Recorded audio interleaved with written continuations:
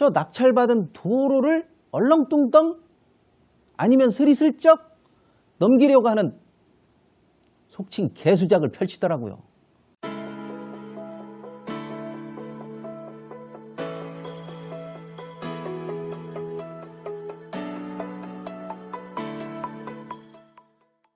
안녕하세요, 치우입니다. 요즘은 소액으로 할 수 있는 경매를 사람들이 굉장히 많이 선호합니다. 또 그런 쪽으로 사람들의 투자 관심이 많이 쏠리고 있는 것이 인지상정이고요. 일단은 투자 금액이 크면 불안하기도 하고 리스크 관리도 잘 안 된다라고 생각하기 때문에 큰 금액으로 부동산 경매를 하기보다는 작은 금액으로 여러 번 돌리는 것을 좋아하는 것 같습니다. 그러다 보니 소액으로 할 수 있는 지분 경매라든지 또 사람들의 관심에서 조금 멀어져가는 도로 경매도 요즘은 관심을 많이 가지시더라고요. 그런데 도로 경매 물건은 처리하는 것이 그렇게 쉽지만은 않아요. 그래서 오늘은 제가 두 개의 실예를 들어서 도로 경매에 대한 장단점을 한번 이야기해 보도록 하겠습니다. 이런 점 때문에 도로 경매를 꺼리는구나. 또 이런 점 때문에 도로 경매는 괜찮구나. 직접 느끼면서 판단해 보시기 바랍니다.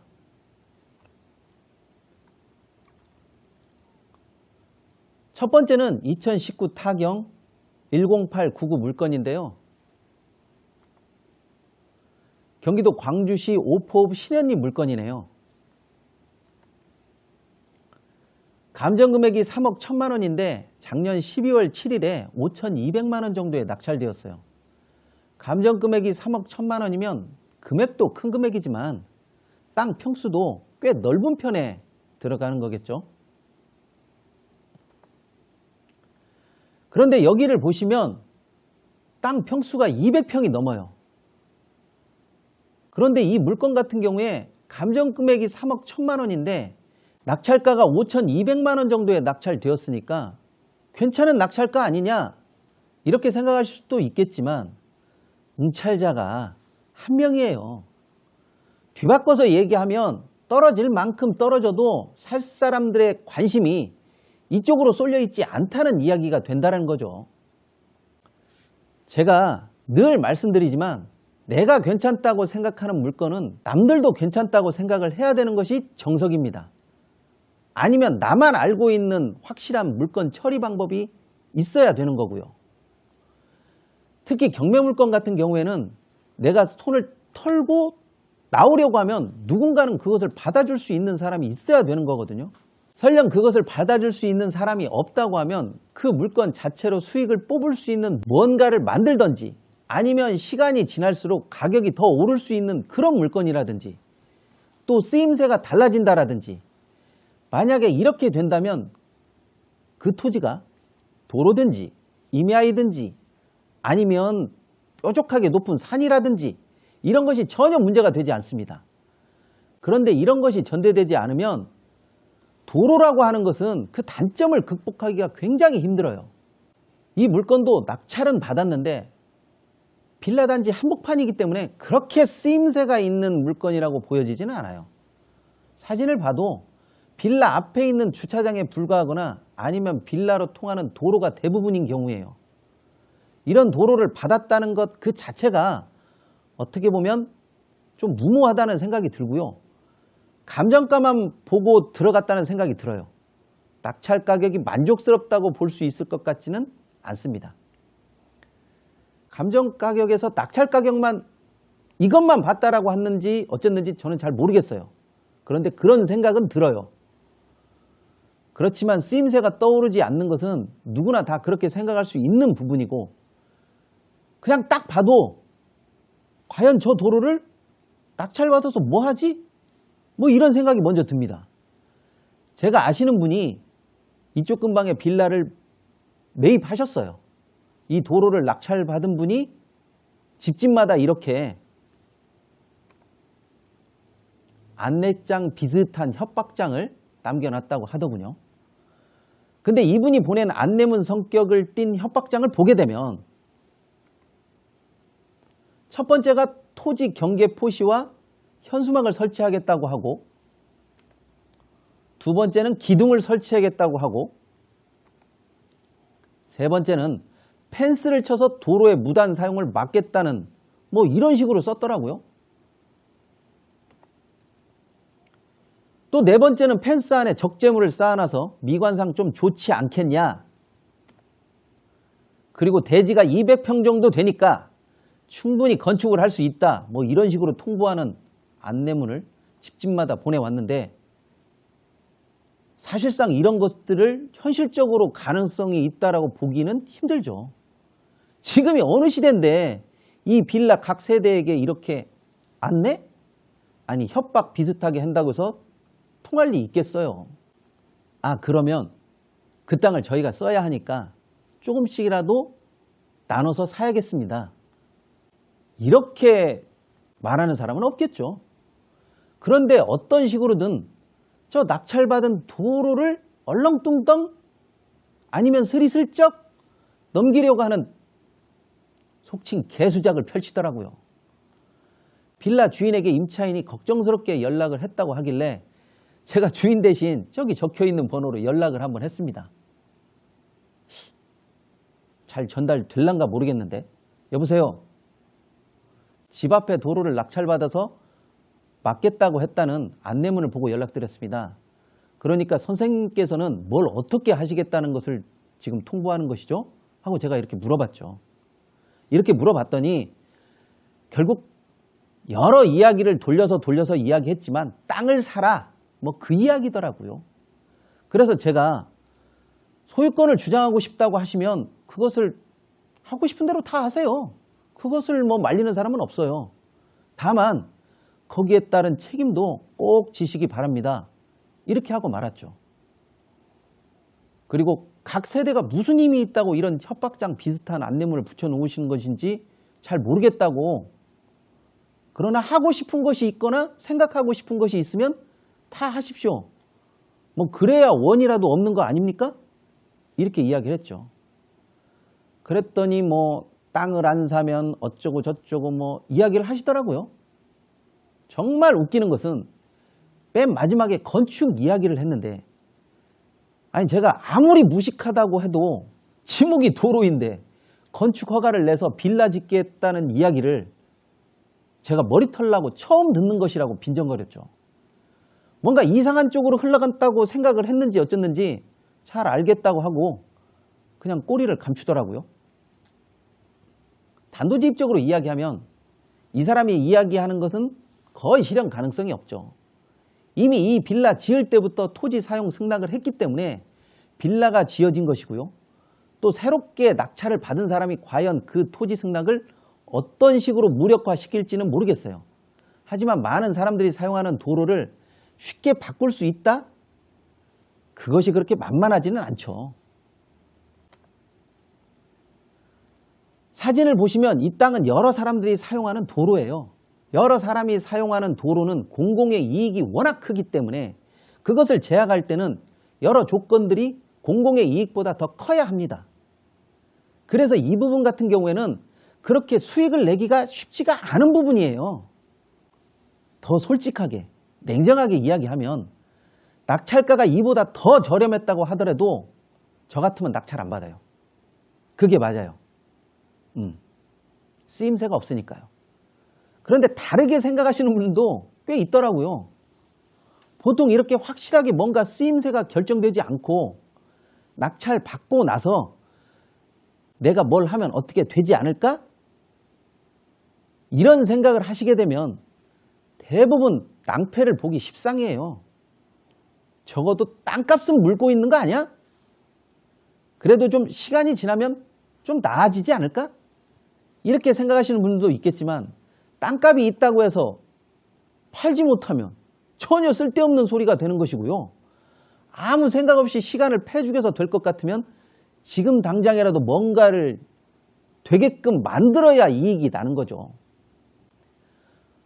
도로로서 쓰임새가 워낙 강하다 보니까 여기서 어떤 행위를 해서 수익을 뽑을 수 있고 결국 낙찰은 받았지만 돈만 쓰고 이러지도 못하고 저러지도 못하고 그런 물건이 될 가능성이 또 그런 확률이 아주 높은 물건이에요.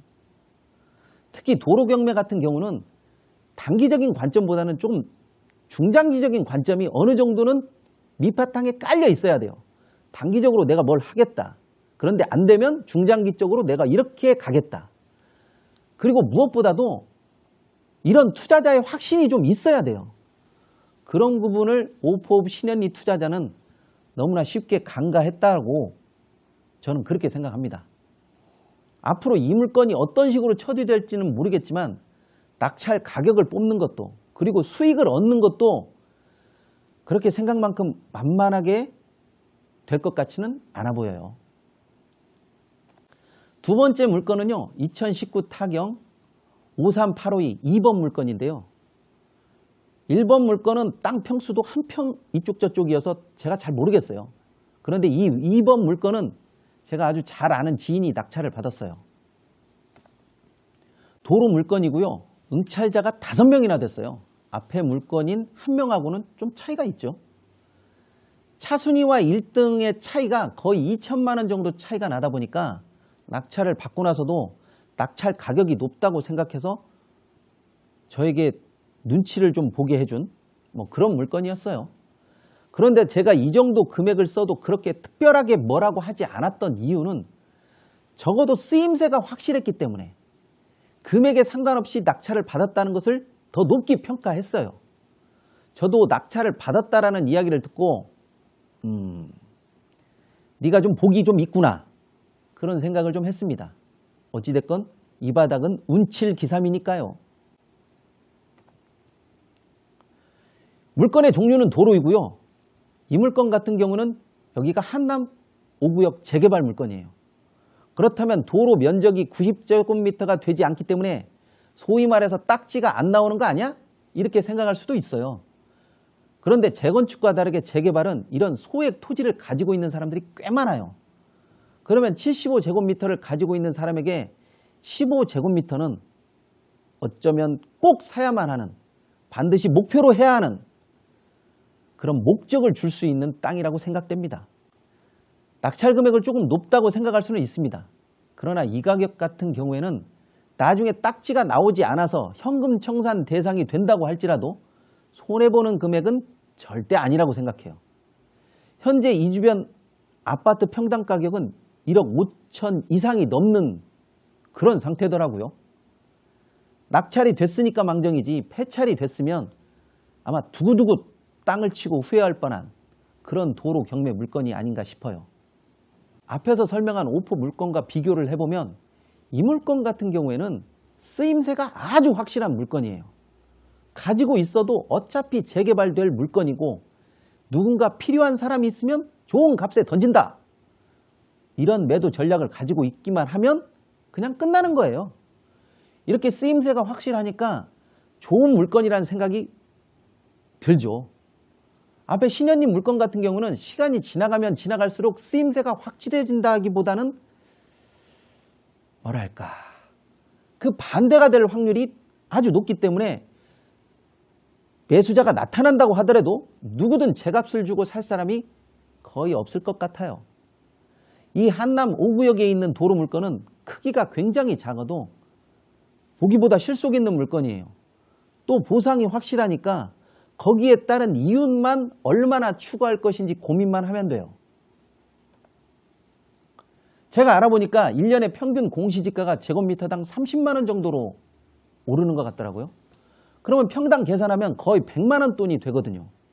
여기에 일반 매매로 판다면 가격은 부르기 나름이니까 상황이 또 전혀 다르게 흘러갈 수도 있는 거 아니겠어요? 최후의 수단인 현금 청산을 당하더라도 공시지가가 높아져서 손해를 보지 않을 것이다라고 하고 일반 매매로 팔게 된다면 수익이 더 크게 늘어날 수 있는 그런 여지가 아주 농후한 물건이죠. 이 물건은 중장기적으로 확신이 있기 때문에 이렇게 들어갈 수 있었던 거고요. 이런 물건 같은 경우는 너무 낮게 입찰가를 산정하면 솔직히 낙찰받을 가능성이 많이 떨어지는 물건이죠. 어찌됐건 감정가격이 1억 9,500만 원인데 낙찰 가격은 1억 6,400만 원 정도니까 현재도 그렇게 나쁜 금액은 아니라는 생각이 듭니다. 물론 시간이 지나가면 지나갈수록 가치와 가격이 올라간다는 것은 뭐 뻔한 이치겠죠. 또 하나 다 알고 있는 사실이지만 대지나 답동지보다 도로로 사용되는 물건 같은 경우에는 세금 부분이 굉장히 낮아요. 공익적인 부분이 크다 보니까요. 이런 부분도 아마 중장기 투자를 할 수 있는 하나의 이점이 되지 않나 그런 생각이 드네요. 이렇게 두 개의 도로 경매 물건을 소개해 드렸는데요. 토지를 볼 때는 관점을 어떤 식으로 두느냐가 상당히 중요하죠. 땅의 크기가 크다, 작다 이것만 놓고 보게 되면 별로 쓰임새가 없을 때가 많아요. 감정금액은 말 그대로 감정했을 때 금액으로 봐야지 실제 낙찰 가격이 낮았으니까 감정금액으로 내가 팔 수 있을 것이라고 생각하고 투자하시면 절대 안 됩니다.